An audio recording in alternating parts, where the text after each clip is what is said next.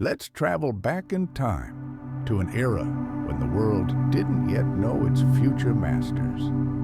Long before dinosaurs became the undisputed rulers of the planet, their history was full of mysteries and dramatic twists. Where did these incredible giant reptiles come from? And how did they ascend to the throne and conquer all life?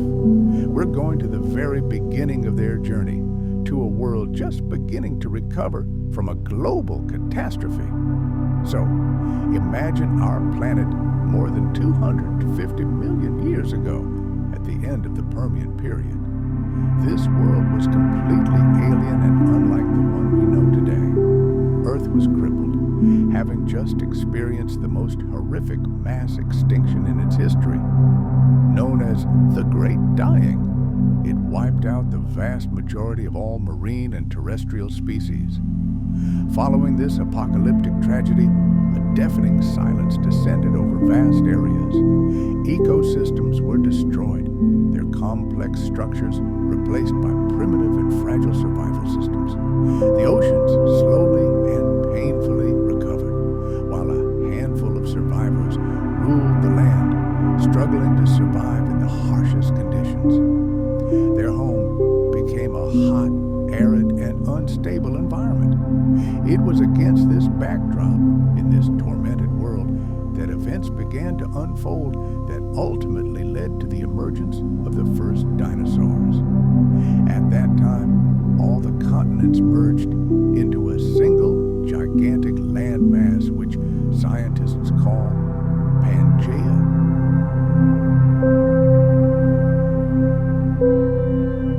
However, many of the large forms that dominated before the extinction disappeared forever.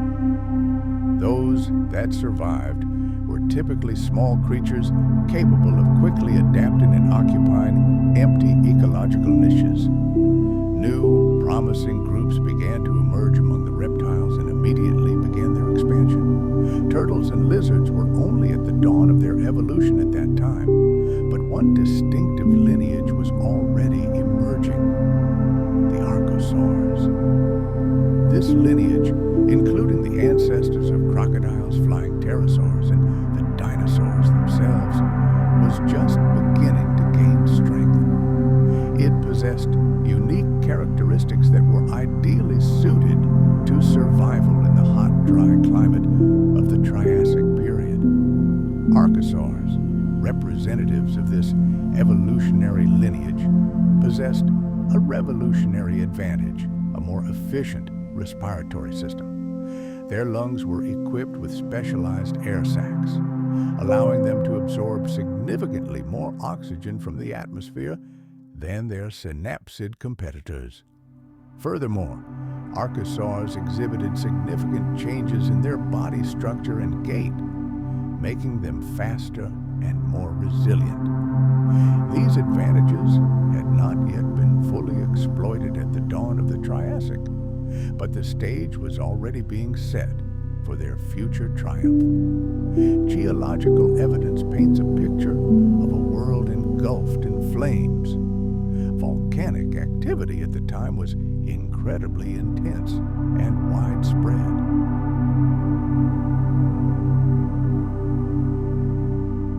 These served as true refuges for animals that needed water and shade. Coniferous forests at higher latitudes also provided a home for insects, amphibians, and reptiles. This mosaic of diverse habitats proves that life didn't disappear completely, but rather lingered in isolated pockets, these refugia. It was from these islands of refuge that new evolutionary lineages began their journey, spreading across the planet as the climate became milder. Fossil soils preserved in Triassic rocks indicate periods of increased humidity. They reveal traces of roots and layers formed by plant growth. These details indicate that the climate was highly variable, with wet periods punctuated by long dry periods. This variability was crucial for evolution, as it created constantly changing pressures, facilitating the development of flexible and adaptable organisms. In this variable climate, reptiles with a more upright stance and efficient respiratory systems had a distinct advantage. This allowed them to cover greater distances and colonize new habitats as they emerged. The global context is also crucial for understanding these processes. Migration across the supercontinent was possible over vast distances. There were no ocean barriers to separate land animals into isolated groups. This allowed successful species to spread widely across the planet. This mobility allowed entire dynasties to evolve and colonize new regions as soon as they developed useful adaptations.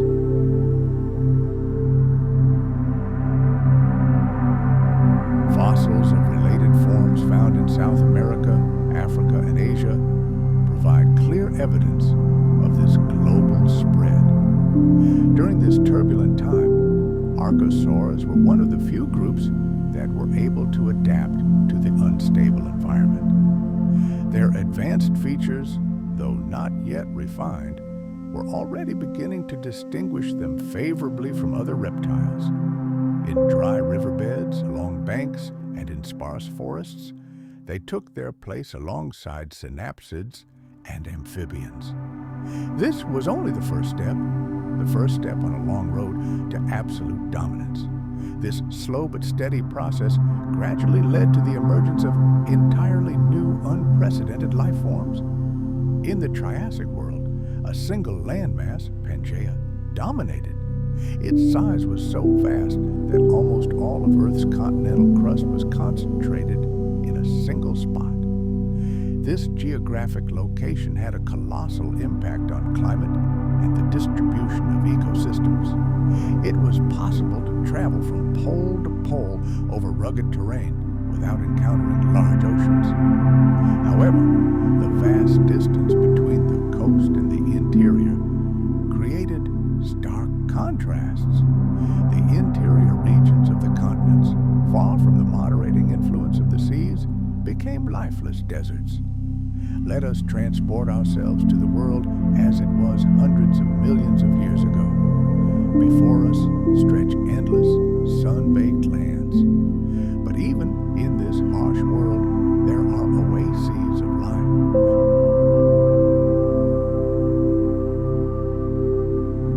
On the edges of these deserts lie vast plains that, as if by magic, are transformed with the arrival of the rainy season. Mighty rivers, waking only temporarily, flow through these lands, giving them life. These floodplains were among the richest and most fertile ecosystems of the Triassic period, and that is why they have preserved for us an incredible amount of fossil evidence from that era. The geological layers of mudstone and sandstone tell the story of these places. It's a story of endless cycles.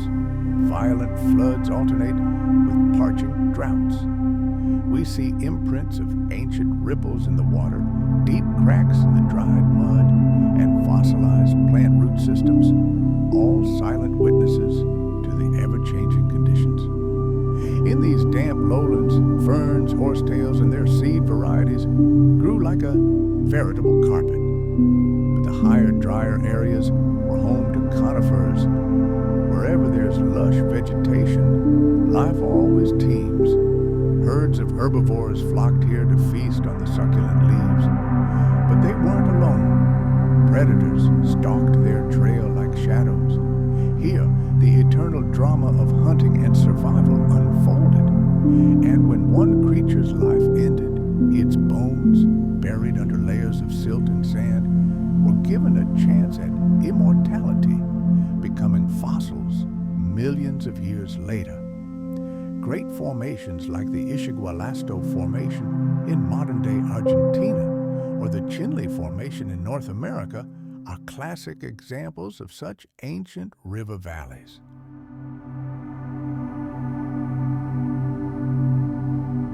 In some regions, Coal seams even formed from the remains of swamp vegetation, although this was more the exception than the rule during the Triassic period. The climate on the supercontinent Pangea was a world of extremes due to the enormous landmass which heated and cooled unevenly. Powerful monsoon systems developed. For many regions, this meant torrential summer rains followed by long parching winters. The entire year was a cycle of catastrophic floods and severe droughts. We find evidence of this everywhere. Cracks in dried mud, growth rings on petrified tree trunks, and unique soil horizons that reveal alternating wet and dry conditions. These brutal cycles shaped ecosystems where only those who could adapt to drastic changes in water availability survived. And here, dinosaurs gained an advantage. Their upright gait and efficient respiratory system allowed them to cover vast distances in search of food and water, which constantly shifted locations depending on the season. Ancient soils, or paleosols, preserved in Triassic deposits, serve as a veritable chronicle. These unique rocks hold many secrets.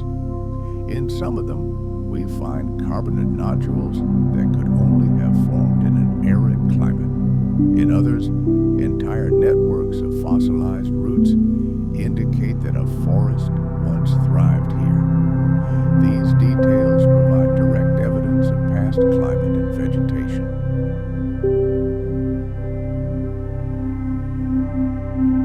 Fossils from these basins often include plants, insects, and small vertebrates, adding exquisite detail to our understanding of the Triassic era. The world of the Triassic period was a complex and multifaceted mosaic. Deserts, mighty rivers, fire-breathing volcanoes, vast lakes, and ancient forests all created a unique environment that left its mark on the rock record. And early dinosaurs, possessing a phenomenal capacity for adaptation, successfully survived in this world. They exploited the opportunities afforded by river floods, survived severe seasonal droughts, and spread across the vast continent. By studying these conditions, scientists not only recreate the world in which the first dinosaurs lived, but also understand the incredible evolutionary forces that shape these amazing creatures. But it's important to remember that dinosaurs weren't the sole masters of the planet in late Triassic ecosystems. They had to share the world with numerous other reptile groups, many of whom were their direct competitors for resources. To understand this era, we must understand the delicate balance of power between all its inhabitants. Approximately 200 million years ago, dinosaurs, their close relatives, and other archosaurs coexisted in the vast expanses of Pangea, living side by side in the same conditions. Finds from South and North America, Europe, and Africa confirm that, at the dawn of their history, dinosaurs were just one of many elements in a highly complex ecosystem.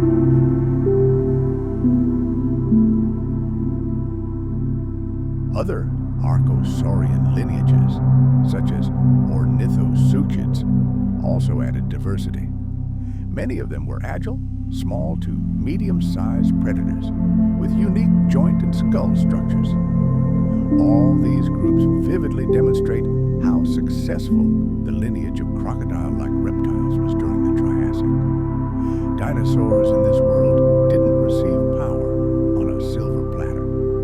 They had to share the planet with numerous competitors, some of which were significantly larger and far more numerous.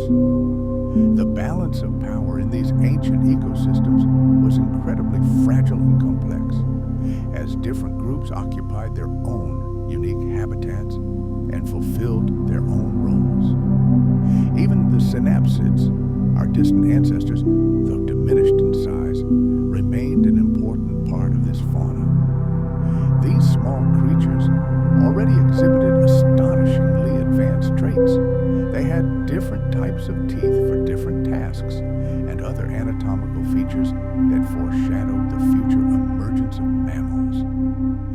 were often insectivores, or small herbivores, occupying those tiny ecological niches that were of no interest to either dinosaurs or giant archosaurs. Their presence in the fossil record is confirmed not only by bones.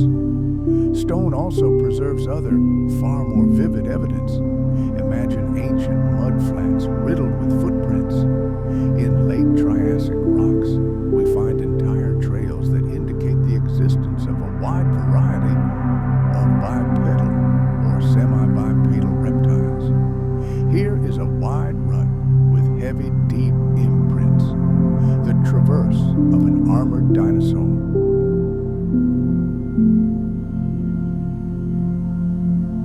Thanks to their relatively small size and upright posture, they could more easily adapt to new realities, while larger, more specialized animals, like the Rauisuchians or the massive Dinosaurs, found themselves at a disadvantage. Over millions of years, these small advantages gradually shifted the balance of power. Although all these groups were significant at the end of the Triassic, their balance within ecosystems was constantly shifting. Fossil evidence paints a vivid picture of this coexistence. For example, in Argentina's Ixigualasto Formation, early dinosaurs like Herrerasaurus lived alongside giant Rauisuchians. And in the Chinle Formation of North America, phytosaurs reigned supreme in the rivers and lakes, while only small bipedal dinosaurs roamed the land. We observe similar scenarios in Europe, for example, in deposits in what is now Germany. All of this reinforces one important point. The rise of dinosaurs was not a sweeping coup. They didn't emerge into an empty world. Their evolution took place within a complex ecological network dominated by a constellation of Triassic reptiles. The early history of dinosaurs is a story of survival and coexistence, not instant dominance. Their subsequent triumph depended not only on their unique anatomy, but also on global environmental changes that eventually tipped the scales in their favor. But bones and skeletons are only part of the puzzle. They tell us what these ancient creatures looked like.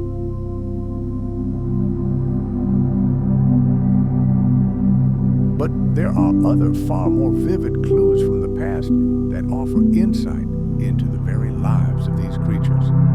We're talking about fossilized footprints. Imagine, over 200 million years ago, an animal walked across moist ground. Its footprints, the burrows it dug, even its fossilized dung, all these are moments frozen in time, revealing behavioral information inaccessible from studying bones alone. In places where conditions were ideal for preserving such tracks, river floodplains, desert margins, or lake basins, Triassic deposits are literally teeming with them. Thanks to these tracks, paleontologists can reconstruct the gait, posture, social life, and interactions of animals that lived in the unimaginably distant past. Dinosaur trackways are particularly revealing. Narrow trackways with 3 toes pointing forward are the hallmark of small bipedal reptiles. The length of their stride and the depth of their footprints allow scientists to estimate body size, gait, and even speed with remarkable accuracy. Some trackways show even measured strides, deeply imprinted in the mud. This is the appearance of purposeful movement. Other trackways show elongated strides with only the tips of the toes pressed into the ground. This is a clear sign of running. By comparing the distance between tracks with the estimated hip height of the animal, paleontologists can estimate its approximate speed.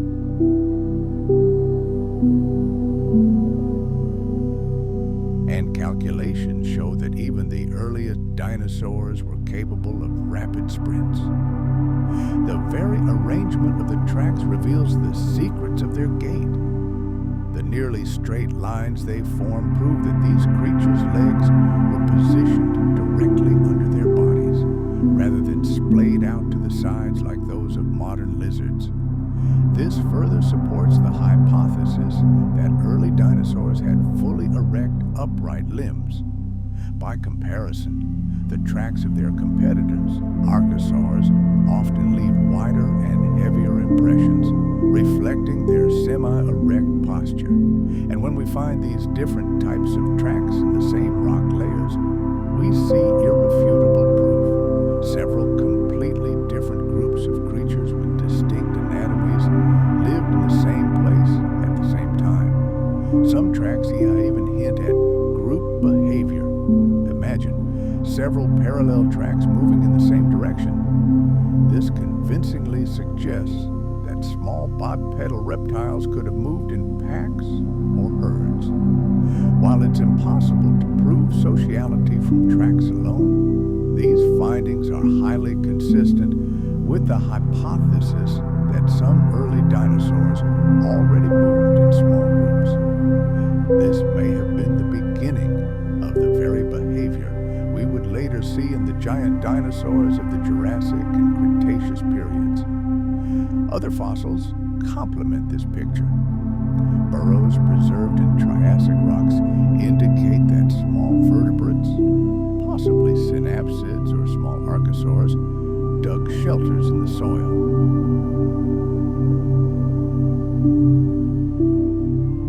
Conversely, coal deposits, which require lush swamps and constant moisture to form, are extremely rare, and they typically appear only at high latitudes, indicating localized oases of a more humid climate. The contrast between these rock types eloquently testifies to the colossal environmental swings on the supercontinent. Ancient soils or paleosols offer another window into the past. Some of them, dating back to the Triassic, are rich in carbonates, which could only have formed under conditions of long, dry seasons. Meanwhile, in other layers, we see traces of dense plant root systems and signs of a wetter environment. When such layers alternate in a single geological sequence, this suggests a pronounced seasonal climate, with periods of rain, followed by severe drought. This is confirmed by the growth rings of fossilized trees. Some conifers of that time have preserved their own record, wide growth rings indicating favorable wet years, alternate with narrow ones indicating periods of stress and water scarcity. This variability fits perfectly with the powerful monsoon systems generated by the gigantic landmass of Pangea. Volcanic activity also contributed significantly to the climatic chaos. Massive eruptions of Triassic volcanoes poured lava onto the earth and covered the landscape with thick layers of ash. But most importantly, they released tons of gases into the atmosphere.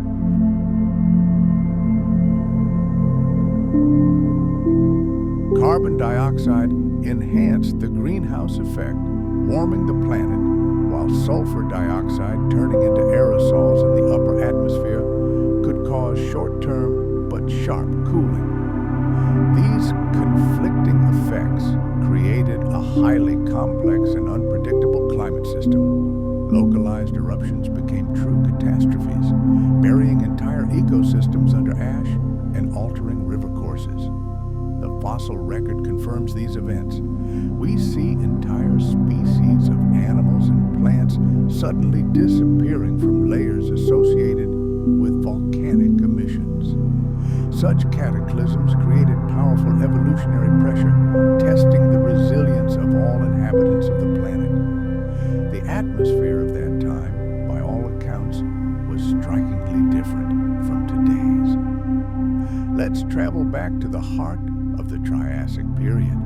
Imagine a world where air itself was an enemy. Modern scientific reconstructions paint a picture of the early and middle Triassic in which the atmosphere was extremely thin. Oxygen levels are estimated to have been only about 15%, a stark contrast to the 21% we're accustomed to. For living creatures of that time, every breath was a challenge, a true struggle for survival. In these harsh, suffocating conditions, a new group of animals emerged, possessing a hidden yet deadly advantage. These were the archosaurs. Their secret weapon lay within, a unique, incredibly efficient respiratory system. Unlike their competitors, they possessed through-flow lungs, reinforced with specialized air sacs.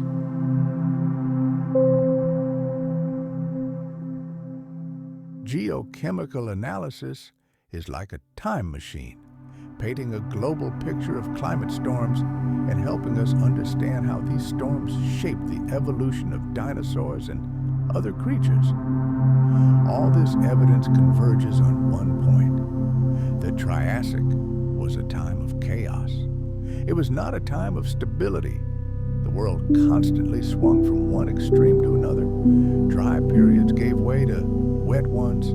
Extreme heat gave way to cool periods. And the key to the success of early dinosaurs was likely their phenomenal ability to adapt to these endless changes. Their relatively small size, bipedal locomotion, and unpretentious diet made them versatile survivors. While their contemporaries relied on narrow specialization, dinosaurs were jacks of all trades. Imagine the enormous Rauisuchians, massive predators that required entire herds of large prey. During periods of ecosystem contraction, they were the first to starve. Or consider the heavily armored etosaurs. Their bulk and slowness prevented them from migrating with changing vegetation. Dinosaurs, however, with their efficient body plan and physiology, were ideally designed for life in a world of constant change. Proof of their success is the geography of their discoveries. Fossils of the earliest dinosaurs are scattered across the gigantic supercontinent of Pangea. Their remains have been found in South and North America, Europe, and Africa. This suggests that they weren't tied to any one type of landscape or climate.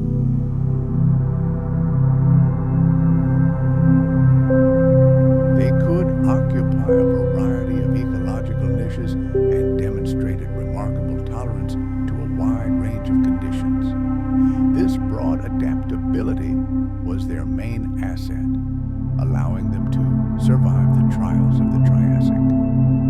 Climate instability reached its peak at the end of the Triassic period when one of the greatest catastrophes in planetary history struck, transforming ecosystems beyond recognition. But even before this final act of tragedy, the entire era was one continuous test of endurance. Only those prepared for uncertainty survived. The story of the early dinosaurs is more than just a tale of anatomical innovations. It is a saga of incredible resilience in the face of a constantly changing world. Despite the growing number of discoveries, the world of the earliest dinosaurs remains shrouded in mystery. Many questions remain unanswered. These gaps in our knowledge stem, on the one hand, from the incompleteness of the fossil record and, on the other, from the incredible difficulty of identifying the earliest representatives of the archosaur group. Bones are often found as scattered fragments, and their correct interpretation requires tremendous effort and expertise. Each new discovery can spark new debates about how to classify a given species and its place on the evolutionary tree. These scientific debates, rather than weakening our understanding, deepen it, opening new horizons for future discoveries.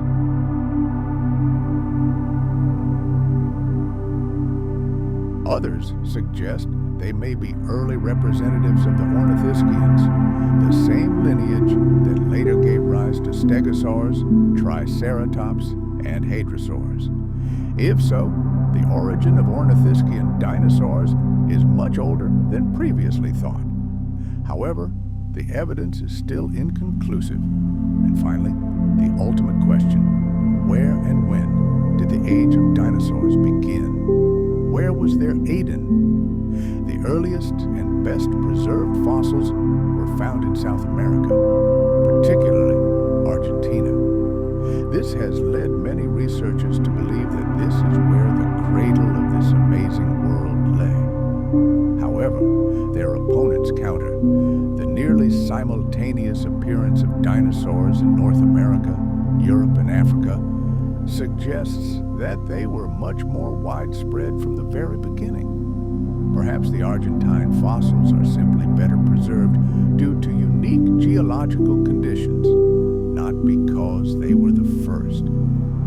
Ancient fossilized tracks from other regions hint at the presence of small bipedal reptiles even before their first bones appeared. But without complete skeletons, these tracks remain only ghostly hints, silent witnesses to the very dawn of the age of dinosaurs. Before us is a battleground of ideas, where paleontologists are trying to unravel the greatest mystery: how and why did dinosaurs appear on the world stage? One of the most intriguing hypotheses links their rise to a global climate event. Imagine a world engulfed in nearly continuous rainfall for over 1 million years.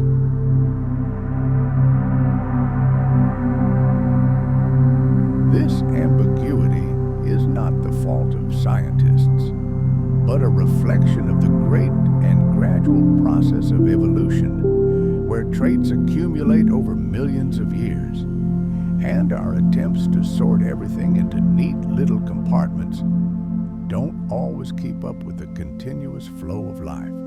But this uncertainty is not a sign of scientific weakness. On the contrary, it demonstrates its strength, its flexibility, and its ability to change under the onslaught of new facts. The process of understanding the ancient world never stops. Every new fossil, every refined date, every new analytical method is another piece of the gigantic mosaic that makes our understanding of the past more vivid and detailed. Sometimes these discoveries only strengthen existing theories, and sometimes they shatter them completely.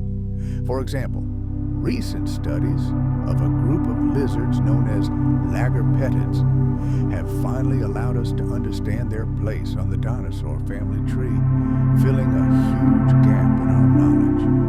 And improved radiometric dating techniques have allowed us to peer into the past with incredible precision, pinpointing the appearance of the first dinosaurs to within a few million years. Such breakthroughs demonstrate that as we accumulate evidence, the fog of uncertainty gradually lifts. And yet, it's highly likely that the most important discoveries are yet to come. Discoveries that could completely revolutionize our understanding.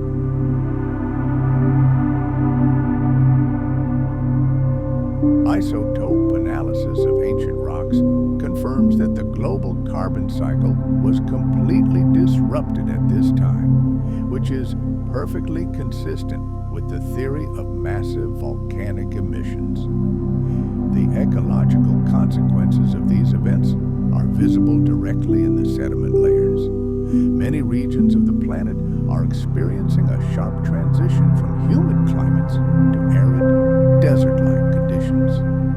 Stable soils give way to degraded, flooded plains. Animal life has been catastrophically depleted. In the seas, the number of corals and other reef-building organisms has plummeted. On land, large herbivores and predators have disappeared, leading to the collapse of food chains.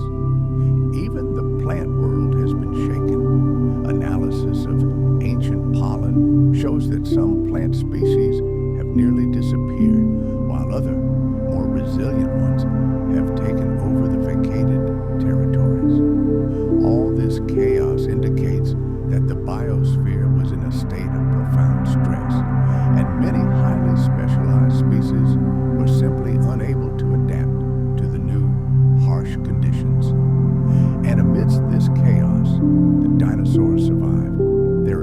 to survive this crisis was likely due to their unique biology and versatility. Their relatively small size, bipedal locomotion, and unsophisticated diet gave them a huge advantage when larger, more specialized reptiles starved to death. Their incredibly efficient respiratory system likely helped them cope with dramatic fluctuations in oxygen and temperature.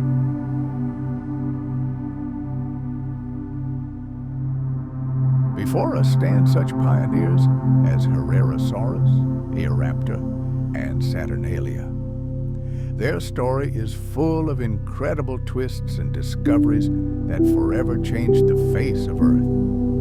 The very origins of dinosaurs began in the devastated ecosystems following the Permian extinction, the greatest catastrophe in the history of life. Their evolution was a series of gradual but crucial anatomical improvements, specialized hips and ankles that gave them endurance and speed, a unique lung system that acted like a turbocharger, and sophisticated limbs. They honed their survival skills in the harsh landscapes of Pangea, in parched deserts, on floodplains, and among volcanic wastelands. By the end of the Triassic period, they were seasoned fighters, having proven their incredible resilience and ready to conquer the world. This grand story is supported by a wealth of scientific data, piecemeal. Fossil bones reveal the secrets of their anatomy like ancient blueprints. Fossilized footprints and entire trackways are frozen moments of their lives, revealing their habits and behavior. Radiometric dating and stratigraphy allow us to peer into the past and pinpoint the precise timing of events, while isotope analysis reconstructs the climate in which they lived. All these methods, like pieces of a puzzle, fit together to form a unified, comprehensive picture of dinosaur origins. This picture is simultaneously detailed and full of blank spots.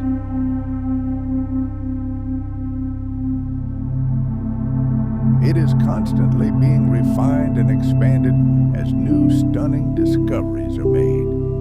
The uncertainty in some dating or classifications only highlights that this grand history still holds countless mysteries. Science does not stand still. It moves forward through debate, discussion, and the re-examination of old ideas. So, as we think about how dinosaurs appeared on Earth, we come to several key conclusions. Firstly, they are the result of the evolution of archosaurs, who inherited a whole set of upgrades, a unique structure of the hip joints, mobile ankles, and an incredibly efficient respiratory system. Secondly, they emerged as small, agile bipeds at the end of the Carnian period, approximately 230 million years ago.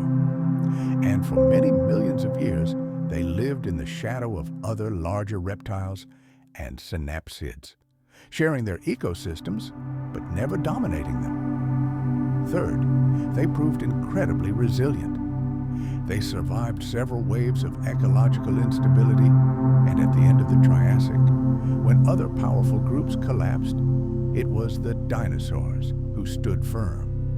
Their subsequent triumphant march across the planet was the result of a perfect storm, their evolutionary legacy, and the completely unforeseen, fortuitous circumstances of Earth's history. Their story is a hymn to constant development, adaptation, and the ability to seize the opportunity presented by fate. Dinosaurs didn't emerge overnight as ready-made kings of nature.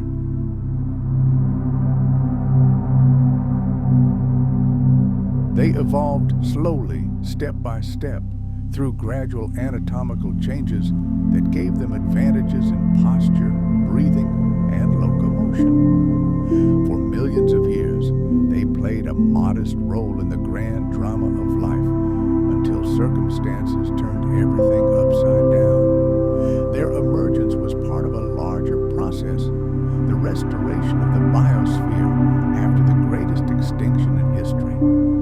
This restoration took place in the harsh and brutal world of Pangea, in deserts, rivers, and forests, where instability and fierce competition reigned.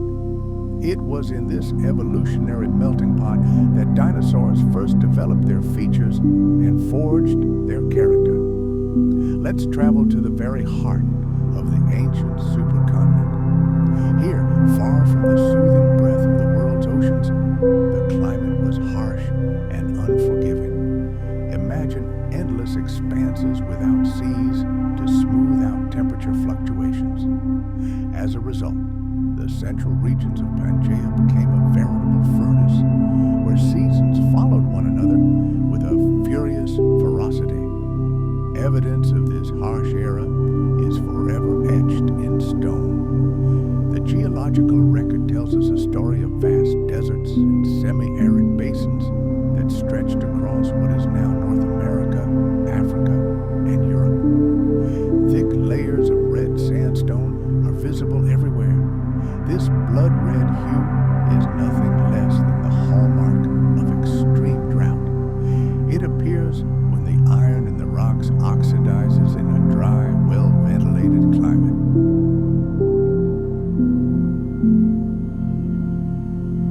The ancient soils in these regions contain layers rich in clay and carbonates, another sign of an endless cycle of wet and dry periods.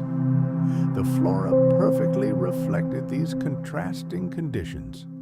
Conifers, true masters of survival, adapted to the scarcity of water, dominated the higher elevations and drier areas.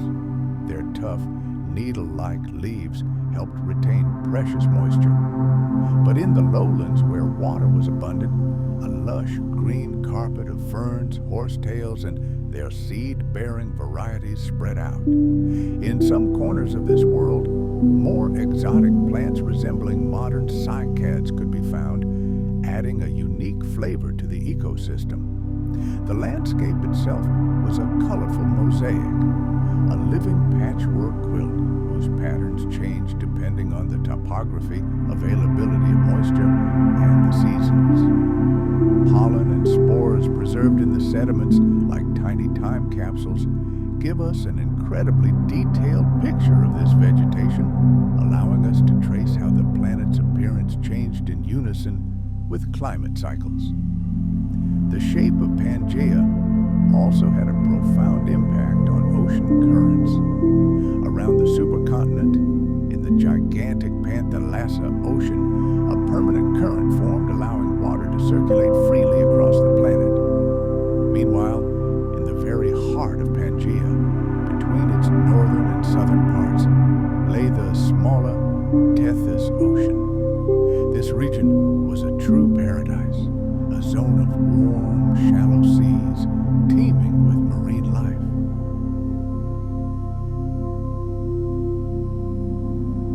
It was here, in this oasis, that marine ecosystems slowly recovered from the greatest catastrophe in Earth's history, the Permian extinction. The fossil scientists are finding on the ancient carbonate platforms of the Tethys are astounding. They include ammonites with their spiral shells, a variety of mollusks, and even early forms of coral, the so-called scleractinians.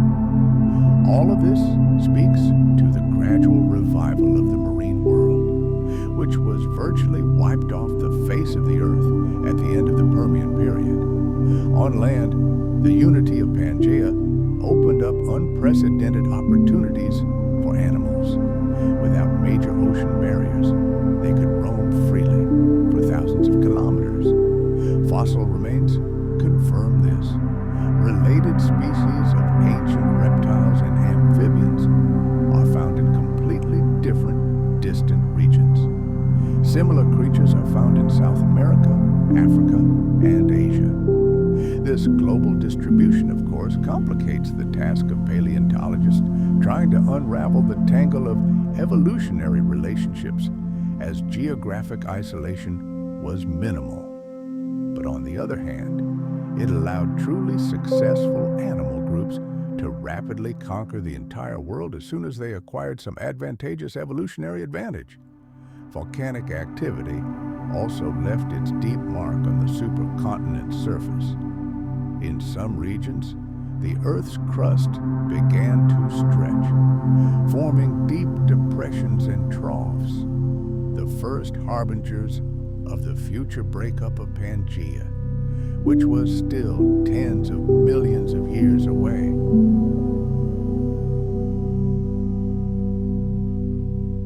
Over time, these geological basins accumulated layers of sediment, which today provide us with an invaluable archive of information about the ancient environment. Here, we find sediments of ancient lakes, plant remains, and even the footprints of prehistoric monsters.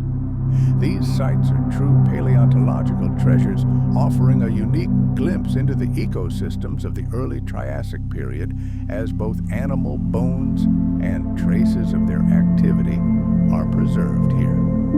Volcanic ash, fused into these sediments, serves as a precise clock for scientists, allowing them to determine the age of biological events using radiometric dating.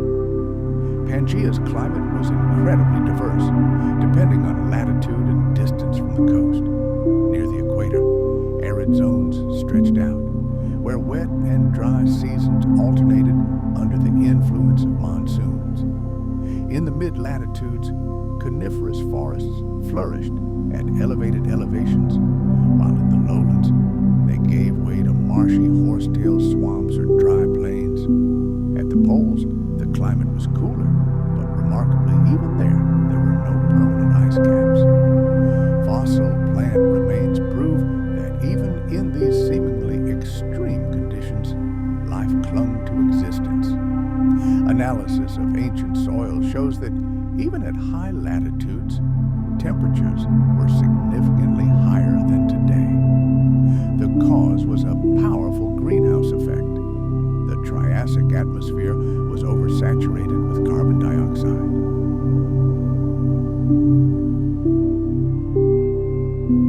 Competition between species was no longer limited to a single region. It was a battle on a planetary scale. Groups that succeeded in one part of the world could rapidly spread across entire continents, displacing less fortunate competitors. At the same time, unique conditions in individual regions gave rise to local adaptations, creating diversity within large animal groups. This dynamic created a remarkable balance between global dominance and local specialization. Therefore, fossil finds from that time represent a mixture of cosmopolitan species found everywhere and unique forms characteristic only of a given region. Sedimentology, the science of sedimentary rocks, adds further nuance to the portrait of the Triassic world. Enclosed basins where water quickly evaporated under the scorching sun, deposits of gypsum and halite, or table salt, formed. These deposits provide irrefutable evidence of the existence of extremely hot deserts. In contrast, cold deposits are extremely rare, meaning the vast humid forests from which coal forms were not widespread. Where coal is found, it is typically associated with localized swamp ecosystems that existed either in higher latitudes or in regions with heavy monsoon rains. These contrasts highlight the volatile nature of Pangea's environment. The supercontinent simultaneously created opportunities and severe constraints for life.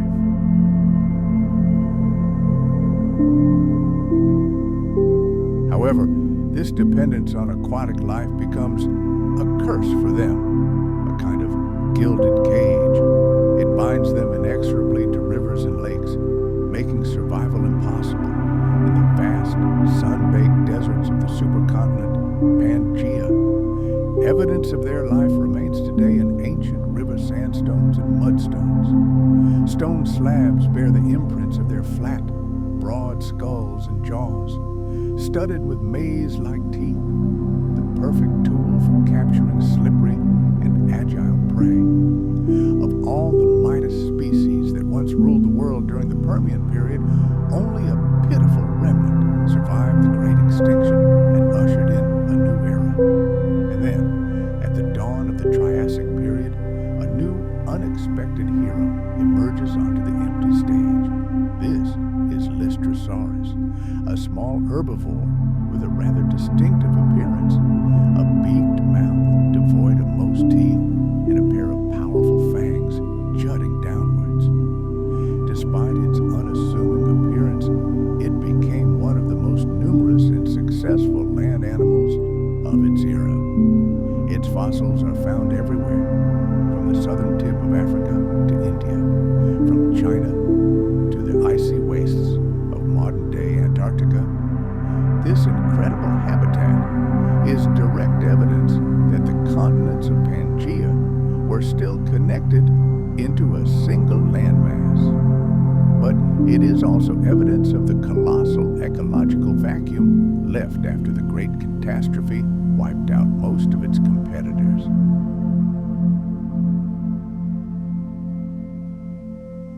A far more significant contribution is made by the archosaurs, the ruling lizards. This group is divided into two powerful evolutionary lines. One would ultimately lead to the emergence of crocodiles and their countless relatives, while the second would give rise to dinosaurs and ultimately birds. These archosaurs already demonstrate key differences from synapsids, which they gradually displaced from many ecological niches. Their main advantage is the stance of their limbs. Their legs are positioned not at the sides of the body like those of lizards, but almost vertically under the body. This upright gait gave them a huge advantage in agility and endurance, especially in open and arid environments, where they had to cover vast distances in search of food and water. In this early Triassic world, survival meant constant movement. The distances traveled in search of food grew ever longer. The surviving species faced a harsh climate and highly unstable ecosystems.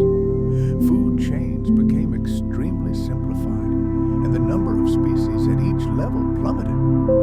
Predators were abundant, but their diets were undiversified. They hunted the same ubiquitous Lystrosaurs, as well as amphibians and other reptiles that inhabited water, or caught fish and invertebrates in rivers and lakes. Plants formed the foundation of these ecosystems, but even their diversity was a pale shadow of its former splendor. Forests, if they could be called that, were sparse, patchy groves.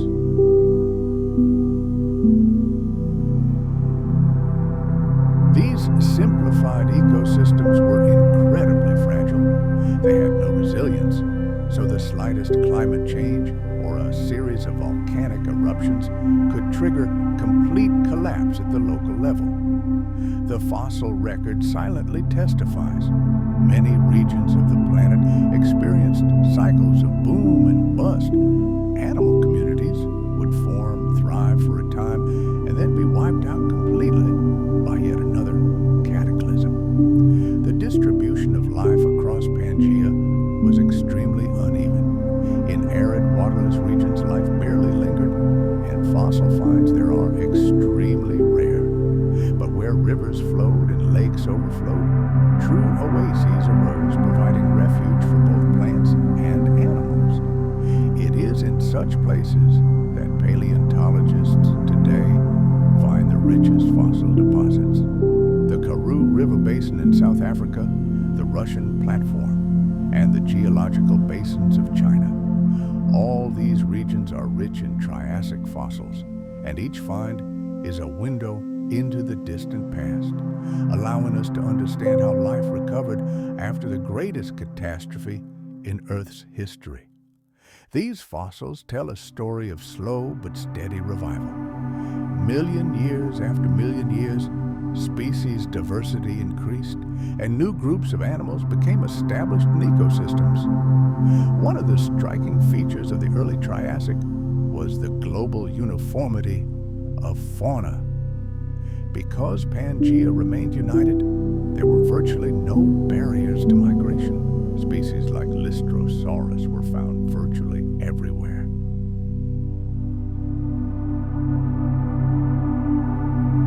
This uniformity stands in stark contrast to later eras, when the breakup of continents led to the formation of unique regional faunas. The cosmopolitan nature of early Triassic species is a direct consequence of both the simplicity of ecosystems and the ease with which the most resilient species could colonize any accessible corner of the planet. As life regained its strength, nature began its great evolutionary experiments. Cynodonts and other synapsids explored new modes of feeding and locomotion, gradually honing the traits that would be inherited by mammals in the distant future. Archosaurs displayed incredible diversity in ankle joint structure and limb positioning, trial and error on the path to future specializations. Amphibians adapted to life in both permanent bodies of water and intermittent puddles. Some even developed the ability to burrow deep into the ground to survive long dry periods. These experiments laid the foundation for entirely new life forms that would shape our planet for the next hundreds of millions of years. All of this evolutionary quest took place under conditions of constant environmental stress. The climate remained unpredictable, and volcanic activity continued unabated in many regions. Layers of volcanic ash found in Triassic deposits serve as invaluable chronological markers for geologists. Using radiometric dating of minerals from these layers, scientists can accurately determine the age of fossil-bearing rocks.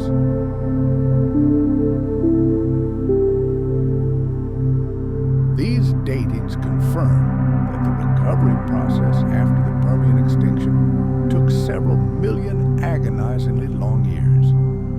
And it was during this period that archosaurs emerged onto the global stage. Comparison of geological sections across continents demonstrates that these events occurred synchronously across the planet, despite local differences in climate and the details of ecosystem recovery. Paleontologists use more than just bones to reconstruct the past. Footprints preserved in fossilized mud reveal details skeletons never reveal: gait and movement patterns. Early Triassic trackways reveal unique traits of ancient reptiles. We see that some walked with a wide stance, while others had already mastered a semi-erect or even fully erect gait. The ancient burrows they dug reveal how synapsids and even invertebrates escaped unbearable heat and drought. These tracks enrich our understanding of the past, revealing chapters of life that would be impossible to read from bones alone. The story of the first survivors of the Triassic period is not simply a story of resilience. It is a story of laying the groundwork for the future. These groups, surviving in unimaginably challenging conditions, laid the foundation for future evolutionary breakthroughs. Synapsids, although diminishing in size, continued on the path that would ultimately lead to the emergence of mammals. Amphibians continued to play a key role in aquatic ecosystems.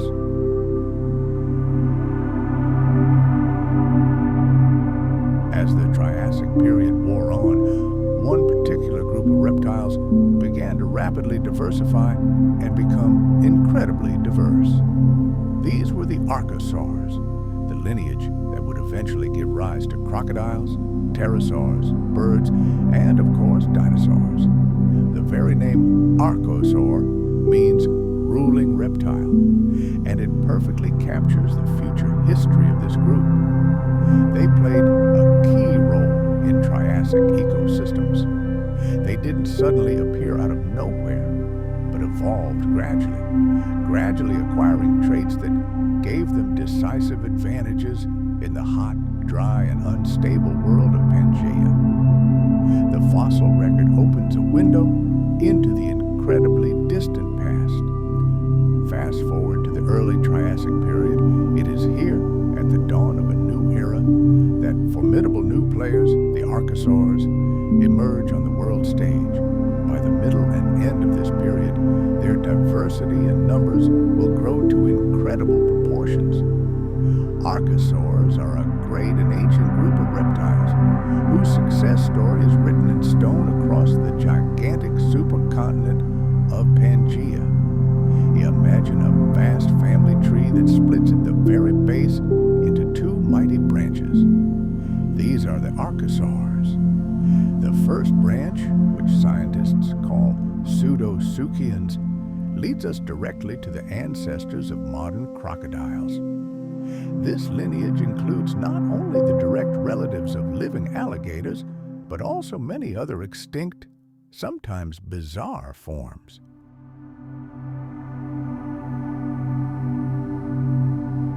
These tracks are frozen moments in the lives of active, energetic animals, capable of long journeys across a wide variety of terrain. The emergence and spread of archosaurs in Triassic ecosystems marked a fundamental shift in the history of life on land. Thanks to their upright posture, efficient respiration, and diverse feeding strategies, they began to outcompete earlier vertebrate groups, gradually assuming a dominant position. This success was not a sudden coup, but its inexorable nature is clearly evident in the fossil record. Over time, it was the archosaurs that proved best adapted to the unstable conditions of Pangea. At this stage in history, dinosaurs as we know them had not yet appeared, but their ancestors, archosaurs in the broad sense, were already firmly established on the planet. They laid the ecological foundation for the subsequent evolutionary explosion that would ultimately lead to the emergence of true dinosaurs. Now, in the Triassic period, archosaurs are an incredibly diverse and adaptable group of reptiles, confidently spreading across continents and filling ever-new ecological niches. Their role in the Triassic world is steadily growing, and although they were just one of many branches on the tree of life, their unique anatomical features mark them out as a group destined to thrive. Let's take a look inside these ancient creatures right at their skeleton.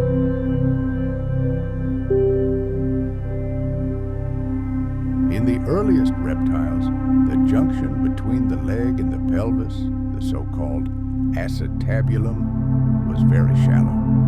This was a serious limitation that prevented their limbs from moving strictly vertically. But evolution did not stand still. In archosaurs, this depression evolved into a truly deep cup, and in some, even a full-length hole in the pelvic bone. The foot now fit into the pelvis like a key into a lock, providing incredible stability in an upright position. This ingenious design, which became the hallmark of the entire lineage leading to dinosaurs, was a game changer. Thanks to such a deep and robust joint, the leg could swing back and forth like a giant pendulum. This eliminated the awkward sideways bending of the body when walking and allowed for much longer and more efficient strides. As a result, their endurance and speed increased exponentially, turning them into tireless pursuers and almost elusive prey. But that was only the beginning. The revolution also affected the ankle joint. In primitive reptiles, the ankle bones were designed to allow the foot to twist. This was convenient for an awkward waddling gait, but completely unsuitable for fast and prolonged running. In archosaurs, evolution took two different paths, creating two completely different types of ankles. The archosaurs that paved the way for modern crocodiles developed a complex, rotating joint.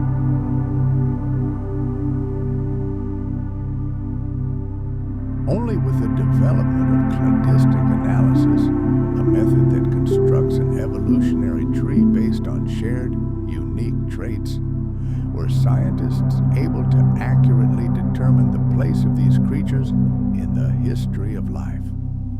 This reassessment has allowed us to understand much more deeply how dinosaurs evolved, filling a huge gap in the fossil record. The discovery of these early relatives showed that the appearance of dinosaurs was not a sudden and mysterious event.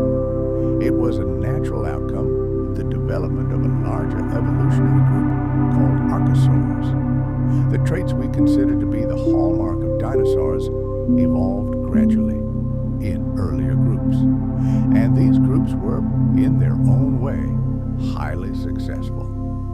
Although they did not survive the end of the Triassic period, their role in the history of life on Earth is colossal. They are a living bridge from the more primitive archosaurs to the highly specialized rulers of the Mesozoic. The late Triassic period saw dramatic changes that led to the emergence of true dinosaurs. These early reptiles were small to medium size. They experimented with new anatomy and explored different ecological roles. Although they did not yet dominate their ecosystems, they tenaciously survived and adapted across vast territories. Their existence is a clear demonstration of how slowly and gradually evolutionary change accumulated, laying the foundation for the coming age of dinosaurs.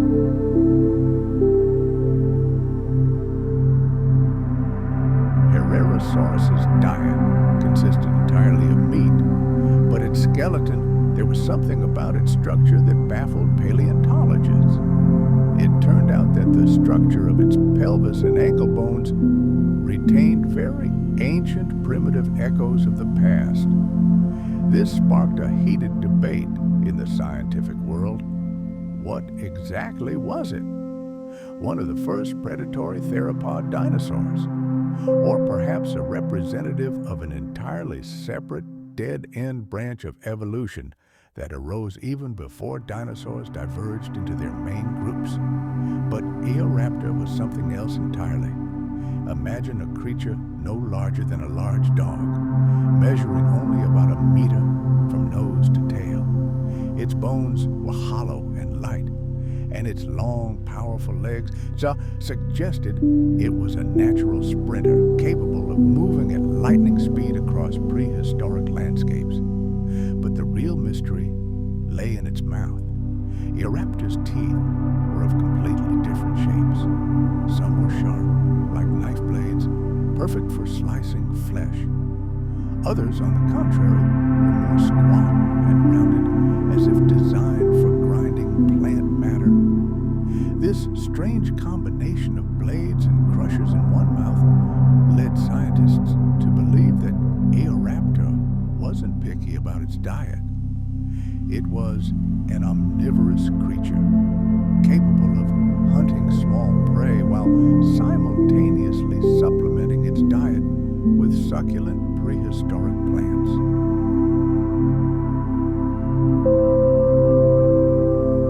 It was this unique combination of features that made Eoraptor a real headache for taxonomists, who were unable to determine its precise place on the great dinosaur tree. Some researchers saw it as one of the earliest theropods, an ancestor of future tyrannosaurs, while others considered it the progenitor of all dinosaurs, standing at the very root of their lineage. Another important link in this chain was Saturnalia, a similarly small and agile early dinosaur. Its structure already showed traits that would later evolve into the giant long-necked sauropodomorphs. Its body was lightweight, designed for bipedal running, and its teeth suggested it preferred a plant-based diet, though it was not above eating small prey. Like its contemporaries, it represented a striking mosaic of archaic and advanced features, clearly demonstrating the complex and multifaceted process that led to the emergence of a new era of giants. These amazing fossils paint a vivid picture. The first dinosaurs weren't enormous monsters. Instead, they were small, agile, bipedal creatures that mastered a wide range of feeding strategies, from pure hunting to omnivorous and vegetarian. We can reconstruct the world in which they took their first steps thanks to geological studies of the Isotopes Formation. Layers of compacted river sand and clay tell us of mighty rivers that periodically overflowed their banks, flooding everything around them.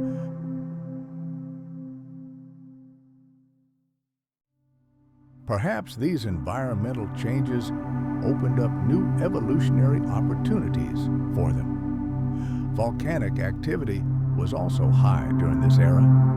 These massive eruptions not only left behind layers of ash that serve as time markers today, but may also have influenced the climate and entire ecosystems, creating the very backdrop against which the drama of dinosaur evolution unfolded.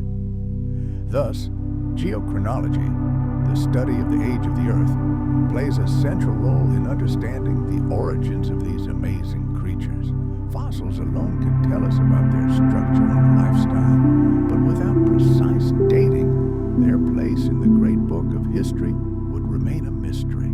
Stratigraphy, radiometric dating, and magnetostratigraphy working together create the very time grid that allows us to see when and where the first dinosaurs lived. Science never stands still.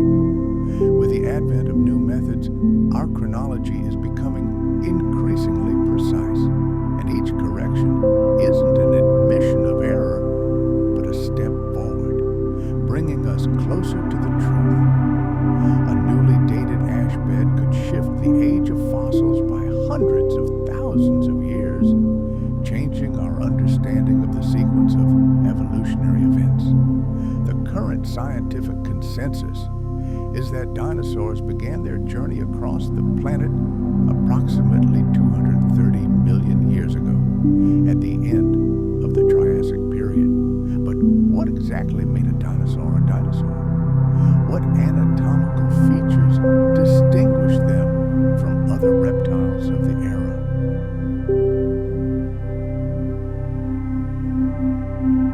The upright stance of dinosaurs was an evolutionary advantage, dramatically reducing the energy expenditure of locomotion, allowing them to be more active and resilient predators and prey. Imagine a world where most reptiles move awkwardly, swinging their massive bodies from side to side. Every such movement is a waste of precious energy.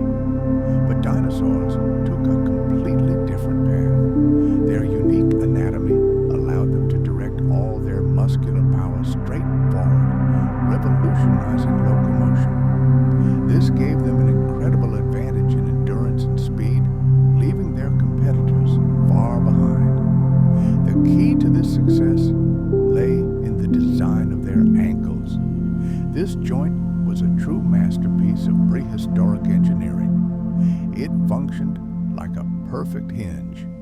The bones were connected in such a way as to completely eliminate lateral twisting while still ensuring flawless forward movement.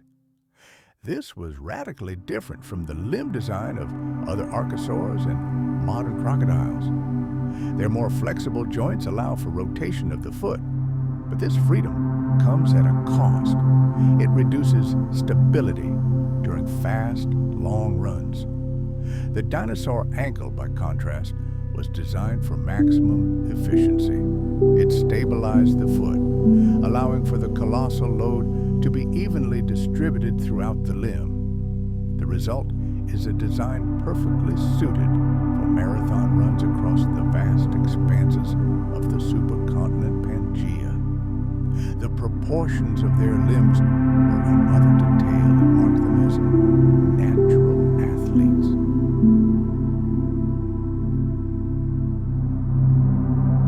Dinosaurs' hind legs were typically significantly longer relative to their body size than those of most of their contemporaries. This was especially noticeable in early bipedal species. Elongated lower leg bones, the tibia and metatarsals, significantly increased the length of each stride, and changes in the structure of the pelvis and femurs created powerful attachment points for enormous muscles. All of this is irrefutable evidence that these creatures were adapted to an incredibly active life, whether relentlessly chasing prey, desperately fleeing an even larger predator, or traversing miles across a constantly changing landscape. The earliest dinosaurs had noticeably shorter forelimbs than their hind limbs, which only emphasizes their reliance on upright posture. Later, of course, evolution created a huge diversity of forms, but this fundamental mechanism was already present in the earliest representatives. But that's not all. Studying their skeletons, paleontologists have discovered hints of another incredible adaptation: their respiratory system. The vertebrae and ribs of early dinosaurs already show features that indicate the presence of air sacs, very similar to those found in modern birds. These sacs were likely connected to the lungs, forming a unique end-to-end breathing system. It was an order of magnitude more efficient than that of mammals or most reptiles.